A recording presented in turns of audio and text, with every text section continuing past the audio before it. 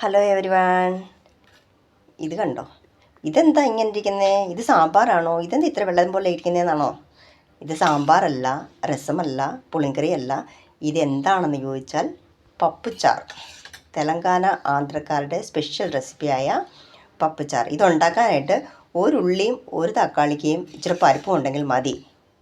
പക്ഷെ ഞാനിവിടെ തക്കാളിക്കയുടെ കൂടെ ഇത് മുരിങ്ങയ്ക്കയൊക്കെ ഇട്ടിട്ടുണ്ട്. ഇതൊന്നും വേണമെന്നില്ല. അല്ലെങ്കിൽ ഒരു മുരിങ്ങയ്ക്കായ ഉള്ളിയും മാത്രം ഉണ്ടെങ്കിലും മതി പരിപ്പുച്ചാർ ഉണ്ടാക്കാനായിട്ട്. ഒന്നുമില്ലെങ്കിൽ ഉള്ളിയും തൊമര വെന്ത് കഴിയുമ്പോൾ ഉള്ളി കടുക് വറുത്ത് ചേർത്തിട്ട് പുളിയും പിഴിഞ്ഞ് ഒഴിച്ചെടുത്താലും പപ്പുച്ചാറായി. ഇതാ പപ്പുച്ചാർ. സൂപ്പർ ടേസ്റ്റാണ് കേട്ടോ. ഇതിൻ്റെ കൂടെ ഒരു ഉണക്കമീനോ അല്ലെങ്കിൽ ഒരു പപ്പടമോ എന്തെങ്കിലും ഉണ്ടെങ്കിൽ കഴിക്കാൻ സൂപ്പർ ടേസ്റ്റാണ്. എന്നാൽ വാ, നമുക്കിതെങ്ങനെ ഉണ്ടാക്കുന്നതെന്ന് നോക്കാം. ഞാൻ എൻ്റെ പരിപ്പ് വേവിച്ച് വെച്ചാണ് കേട്ടോ. നന്നായിട്ട് വെന്തു, വെണ്ണ പോലെ.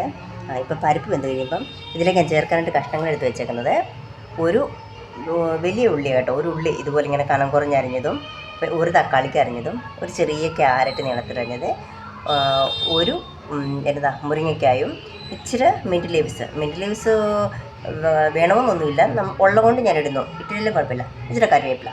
ഇപ്പോൾ ഇതെല്ലാം കൂടെ ഇതിനകത്തേക്ക് ആഡ് ചെയ്യാം. ഇതെല്ലാം ചേർത്തു. ഇപ്പം നമുക്കിതിലേക്ക് ഞാൻ ഇച്ചിരി ഉപ്പിട്ട് കൊടുക്കും കേട്ടോ. ഉപ്പ് ഇച്ചിരി കല്ലുപ്പ് ഇട്ട് വെച്ച് ഇപ്പം ഞാൻ ഇതിലേക്ക് കുറച്ച് വെള്ളം ഒഴിക്കണം. വെള്ളവും അതുപോലൊക്കെ ഇച്ചിരി പുളിവെള്ളം ഒഴിച്ച്, ഇത് പുളി കുതിരാൻ വെച്ചിട്ടുണ്ടായിരുന്നു. അല്പം പുളിവെള്ളം ഒഴിച്ചു. ബാക്കി പുളിവെള്ളം നമുക്ക് പിന്നെ ഒഴിച്ചു കൊടുക്കാം. ഇപ്പോൾ ഇത് അടച്ച് വെച്ച് ഒരു 2 വിസിൽ വരുന്നിടം വരെ വേവിക്കാം. വിസിലില്ലാതെ വേവിച്ചാലും കുഴപ്പമൊന്നുമില്ല. നന്നായിട്ട് വെച്ച് സമയം എടുക്കും അന്നേരം. ഇതെല്ലാം വെന്ത് കിട്ടണ്ടേ? എന്നാൽ ശരി, വേവിച്ചുകൊണ്ട് വരാം.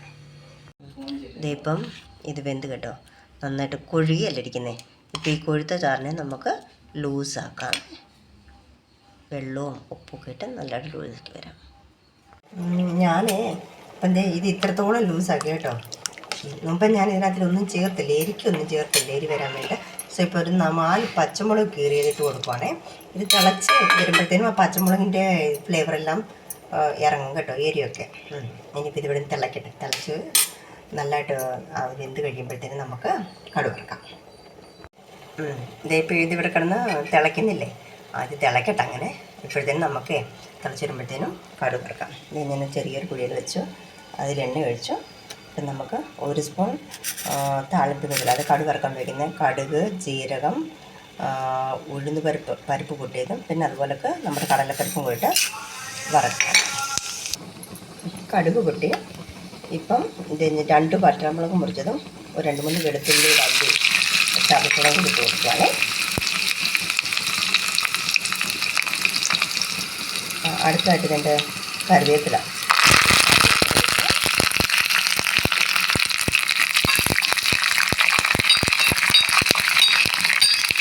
നോക്കണം.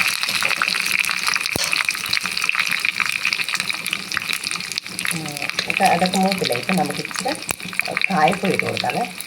ഞാൻ പൊടിക്കായമായിരുന്നത് ഇട്ട് കൊടുക്കുമല്ല ചേർക്കണം. അതുകൊണ്ട് ഞാൻ വീണ്ടും പറയാം, ഇത് നമ്മുടെ സാമ്പാറല്ല, ഇത് ഇവിടുത്തെ പപ്പുച്ചാറ്.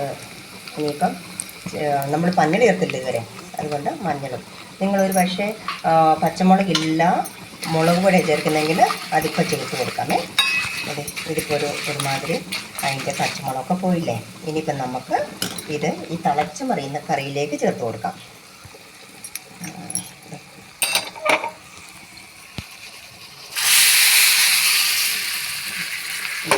അവിടെ കിടന്ന് ഒന്ന് തിളക്കട്ടെ.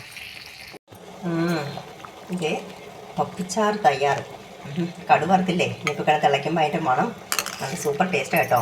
എന്നും സാമ്പാർ, രസം, തക്കാളിക്കറി ഇതല്ലാതെ കണ്ട് ഇങ്ങനെ ഒന്ന് പപ്പുച്ചാർ ചെയ്ത് നോക്ക്. ഇതിന് ഈ കൂട്ടാൻ ഇങ്ങനത്തെ കിടാൻ കഷ്ണങ്ങളായിട്ട് ഒരു തക്കാളിക്ക് ഒരു ഉള്ളി ഉണ്ടെങ്കിൽ മതി. പിന്നെ ഞാനിതൊക്കെ ഇട്ടു ഉള്ളത് കൊണ്ട്. ഇതൊന്നും ഇല്ല എങ്കിൽ ജസ്റ്റ് ഉള്ളി മാത്രം ഇട്ടും ഇത് വെക്കാം. ഒരു പരിപ്പ് വെന്ത് കഴിയുമ്പം ഉള്ളി ഇതുപോലെ ഇങ്ങനെ കണ്ടിച്ചിട്ട്, അന്നേരം ആണെങ്കിൽ കടുക് വറുത്തിട്ട് ഉള്ളി ഇട്ടാൽ മതി. ഉട്ട് വഴന്ന് കഴിയുമ്പം ഈ പരിപ്പ് പുളിയൊക്കെ ചേർത്തിട്ട് അതിനകത്ത് ഒഴിച്ച് തിളപ്പിച്ചെടുത്താൽ മതി. മുളക് പൊടി ചേർത്താൽ ചുമന്നിരിക്കും. ഞാൻ പച്ചമുളക് ചേർത്തുകൊണ്ടാണ് ഇങ്ങനെ മഞ്ഞ കളറിലിരിക്കുന്നത്. നല്ല രുചി കേട്ടോ. ഇതിൻ്റെ കൂടെ ഉണക്കമീൻ ഉണ്ടെങ്കിലൊന്നും പറയണ്ട, വേറെ ലെവൽ.